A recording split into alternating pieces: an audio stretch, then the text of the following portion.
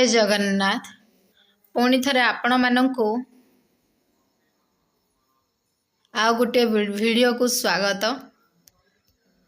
ए video रे आमे आलोचना करिबा भीमंक सिंहनाद रड़ी पद्यर संक्षिप्त उत्तरमूलक प्रश्न उत्तर जहाँकि तुम मानंकु वार्षिक परीक्षा पाई बहुत उपयोग हरे आसीबो एवं बहुत सहाय्य मध्य करिबो। ताले देखिबा प्रथम प्रश्नटी हेउची भीम सिंहनाद रड़ीर प्रथम प्रश्न सिंहनाद कौन। प्रथमे देखिबा सिंहनाद कौन।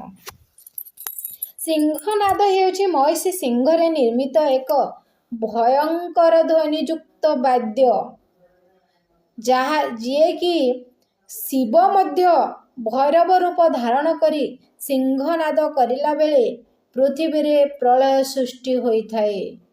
द्वितीय प्रश्नटी हेउची सहदेव जगन्नाथंकु कौन बोइले, माने सहदेव जगन्नाथंकु कौन कहिथिले। बोइले माने कहिथिले से सहदेव शिवंकु भीम सिंहनाद मागंतु बोली सहदेव जगन्नाथंकु कहिथिले। तृतीय प्रश्नटी हेउची सिंहनाद देवा पाई पार्वती शिवंकु कौन कहिथिले। आमे जानिचु सिंहनाद देवा पाई पार्वती शिवंकु कहिथिले। सिंहनाद देवा पाई पार्वती शिवंकु कहिले जे पांडव माने संकट समय रे उद्धार करुथिबारु आनंद मनरे शिव ताहा प्रदान करंतु। जेतेबेले पांडव माने कैलाश पर्वत को उद्धार करुथिले तेणु बिना संकोचरे बिना दुखरे से पांडव भीमंकु कौन कर देवा उचित, से बिना आनंद मनरे शिवंकु से सिंहनादटी प्रदान करिबा उचित बोली पार्वती स्वयं शिवंकु कहिथिले। चतुर्थ प्रश्नटी हेउची पांडवंक हेतु त्रिलोचन किभଳି वर्ती थिले। एठारे त्रिलोचन कहिले स्वयं शिव। से पार्वती जेतेबेले पांडव मानक हेतु त्रिलोचन किभଳି भाबरे वर्ती थिले माता पार्वती शिवंकु बुझेई दउछंती। देख अश्लेष नामक दैत्य कहिले राक्षस। अश्लेष नामक दैत्य शिवंक वासस्थान कैलाश पर्वत को उपाड़ी नेउथिबा बेले ऋष्यमुख पर्वत रे थिबा द्वितीय पांडव भीम तांको विनाश करिबारु त्रिलोचन वर्ती थिले। प्रश्न नंबर पंचमटी कौन अच्छी देखिबा। पंचमटी हेउची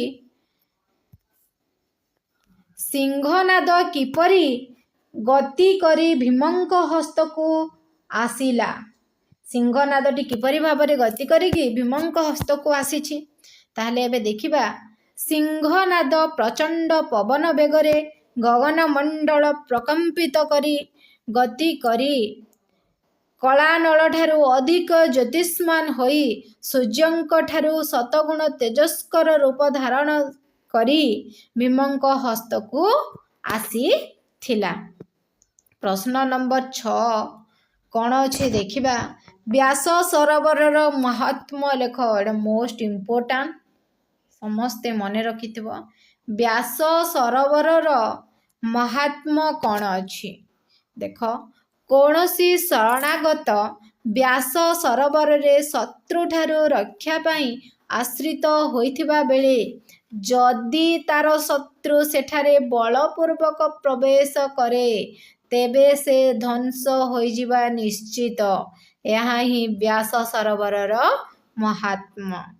ताहले प्रश्न नंबर 7 कौन अच्छी प्रथम थर सिंहनाद रड़ी रे पृथ्वी रे की विलक्षण मान देखादेला।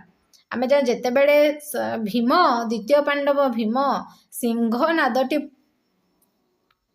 बाद करिछंती बा नाद करिछंती से पृथ्वी रे कौन हेची पृथ्वी प्रकंपन सृष्टि हेबा सहित पद्म पत्र रे जल भली एहा थर थर होई उठिला ओ मंदर गिरी स्थितिच्युत हेइथिला।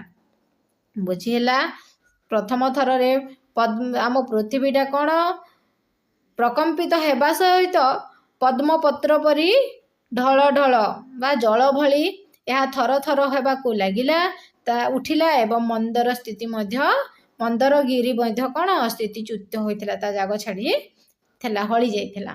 ତାହେଲେ ପ୍ରଶ୍ନ ନମ୍ବର 8ଟି କ'ଣ ଅଛି? ପ୍ରଶ୍ନ ନମ୍ବର 8ରେ ଅଛି ଦ୍ୱିତୀୟ ଥର ସିଂହନାଦର ରଡ଼ିରେ ସୌରଜଗତରେ କି ବିଲକ୍ଷଣ ମାନ ଦେଖାଯାଇଥିଲା? ଆମେ ଜାଣି ଦ୍ୱିତୀୟ ଥର କ'ଣ ସିଂହନାଦ ଯେତେବେଳେ ହେଲା ସୌରଜଗତରେ 6 ଲକ୍ଷ ଯୋଜନା ଯାଏ ପ୍ରକମ୍ପନ ସୃଷ୍ଟି ହେବା ସହିତ ଆଦିତ୍ୟ ମଣ୍ଡଳ ଥର ଥର ହୋଇ ଉଠିଥିଲା ନା। ତା ସହିତ ନବଦ୍ୱୀପର ନାମ ଲେଖ। ଦେଖ ମୁଁ ତୁମମାନଙ୍କୁ ବୁଝେଇଥିଲି ନବଦ୍ୱୀପ କହିଲେ କ'ଣ?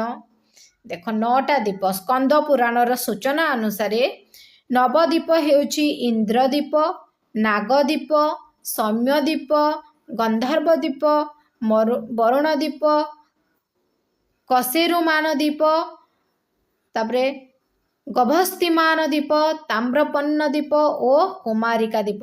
ମୋଷ୍ଟ ଇମ୍ପୋର୍ଟାଣ୍ଟ, ସମସ୍ତେ ମନେ ରଖିଥାଅ। ନବଦ୍ୱୀପ କହିଲେ 9ଟା ଦ୍ୱୀପକୁ ବୁଝାଏ, ଯେନ୍ଟାକି ସ୍କନ୍ଦ ପୁରାଣର ସୂଚନା ଅନୁସାରେ। ତାପରେ 10 ନମ୍ବରଟି ହେଉଛି ସପ୍ତସାଗରର ନାମ ଲେଖ।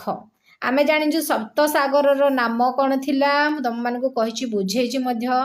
ଦଧିସାଗର, କ୍ଷୀରସାଗର, ଘୃତସାଗର, ଲବଣ ସାଗର, ଇକ୍ଷୁସାଗର, ସୁରାସାଗର ଏବଂ ଜଳ ସାଗର। ତାକୁ ସପ୍ତସାଗର, 7ଟି ସାଗରକୁ ନେଇ ସପ୍ତସାଗର କୁହାଯାଇଛି। ତାହେଲେ ଦ୍ୱିତୀୟ ରଡ଼ିରେ ଦୁର୍ଯ୍ୟୋଧନ କିପରି ବାହାରକୁ ଆସିଲା? ଆମେମାନେ ଜାଣିଛୁ ଦ୍ୱିତୀୟ ରଡ଼ିରେ ଦୁର୍ଯ୍ୟୋଧନ ଥରି ଉଠିଲା, ଯେତେବେଳେ ସୂର୍ଯ୍ୟମଣ୍ଡଳ ଥରି ଉଠିଲା, ସୌରଜଗତ ଥରି ଉଠିଲା, ସେ ସମୟରେ ଦ୍ୱିତୀୟ ରଡ଼ିରେ ଦୁର୍ଯ୍ୟୋଧନ କ'ଣ କରିଛି? ସେଇ ନାଦ ସହି ନ ପାରି ରାଗରେ ଜର୍ଜରିତ ହୋଇ ଉଠି ଦ୍ୱିତୀୟ ରଡ଼ିରେ ଦୁର୍ଯ୍ୟୋଧନ ରେ କାର କରି ବୁଝି ହେଉଛି ବକ୍ଷ ସ୍ଥଳରେ ବାହାସ୍ପଷ୍ଟ ମାରି 2 ଚକ୍ଷୁ ଡଳାକୁ ବୁଲାଇ ଘନ ନିଶ୍ୱାସ ପକାଇ ଲକ୍ଷ୍ମୀକୁ ଭର୍ତ୍ସନା କରି କରରେ ଆଡ଼େଇ ଦେଇ ବାହାରକୁ ଆସିଥିଲା। ଏଇଟା ମଧ୍ୟ ମୋଷ୍ଟ ଇମ୍ପୋର୍ଟାଣ୍ଟ, ସମସ୍ତେ ଦେଖିଥାଅ, ଲେଖିଥାଅ। ତାହେଲେ 12 ନମ୍ବର କ୍ୱେଶ୍ଚିନ୍ଟି କ'ଣ ଅଛି ଏବେ ଆମେ ଦେଖିବା। ଦେଖ 12 ନମ୍ବର କ୍ୱେଶ୍ଚିନ୍ଟି ଅଛି ମହାଲକ୍ଷ୍ମୀ ଦୁର୍ଯ୍ୟୋଧନକୁ କ'ଣ କ'ଣ କହିବାରୁ ଯିବା ପାଇଁ ବାରଣ କଲେ? ଦୁର୍ଯ୍ୟୋଧନକୁ କ'ଣ କ'ଣ କହିବାରୁ ବାରଣ କରିଥିଲେ? ଦେଖ ମହାଲକ୍ଷ୍ମୀ ଦୁର୍ଯ୍ୟୋଧନର ପ୍ରତିକ୍ରିୟା ଦେଖି ସେ ଭୀମର 7 ରଡ଼ି ସହିବା ନିମିତ୍ତ ପ୍ରତିଜ୍ଞା କରିଥିବା କଥା ସ୍ମରଣ କରେଇଥିଲେ। ତା ସହିତ ଭୀମଙ୍କ ଦ୍ୱିତୀୟ ରଡ଼ିକୁ ସହିଲେ ଚିରଞ୍ଜୀବୀ ହେବ ବୋଲି ମଧ୍ୟ କହିବା ସହିତ ବାହାରକୁ ଯିବାକୁ ବାରଣ କରିଥିଲେ।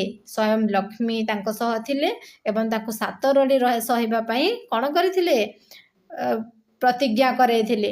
କିନ୍ତୁ ଦ୍ୱିତୀୟ ରଡ଼ି ଯଦି ସହିଦେଲୁ ତାହେଲେ ତୁ ଚିରଞ୍ଜୀବୀ ହେଇଯିବୁ ବୋଲି ମଧ୍ୟ ତାକୁ କହିଥିଲେ। ତାପରେ ରହିଲା 13 ନମ୍ବରଟା କ'ଣ ଅଛି ଦେଖ। ଲକ୍ଷ୍ମୀ କାହିଁକି ଦୁର୍ଯ୍ୟୋଧନକୁ ଛାଡ଼ି ପଳେଇଲେ? ଜାଣିଛୁ ଆମେ ଦୁର୍ଯ୍ୟୋଧନ ଲକ୍ଷ୍ମୀଙ୍କୁ ଭର୍ତ୍ସନା କରିବାରୁ ଲକ୍ଷ୍ମୀ ତାକୁ ଛାଡ଼ି ପଳେଇଥିଲେ। ଏଇଟା ମଧ୍ୟ ମୋଷ୍ଟ ଇମ୍ପୋର୍ଟାଣ୍ଟ। ଦୁର୍ଯ୍ୟୋଧନ ଲକ୍ଷ୍ମୀଙ୍କୁ ଭର୍ତ୍ସନା କରିଥିବାରୁ ମାତା ଲକ୍ଷ୍ମୀ ତାଙ୍କ ପାଖରୁ ଦୂରେଇ ଯାଇଥିଲେ। 14 ନମ୍ବର ପ୍ରଶ୍ନଟି କ'ଣ ଅଛି ଦେଖିବା। ଦୁର୍ଯ୍ୟୋଧନର ଗଦାଦ୍ୱୟର ଓଜନ କେତେ ପରିମାଣର? ଆମେ ଜାଣିଛୁ ଦୁର୍ଯ୍ୟୋଧନର ଗଦାଦ୍ୱୟର ଓଜନ 70 ଭାରର ଥିଲା ନା, 70 ଭାରର ଥିଲା। ଜୟ ଜଗନ୍ନାଥ। ଆଜିର ଭିଡ଼ିଓଟି ଶେଷ ହେଇଛି। ମୋର ଆଶା ସମସ୍ତଙ୍କ ପାଇଁ ଉପଯୋଗରେ ଆସିବ।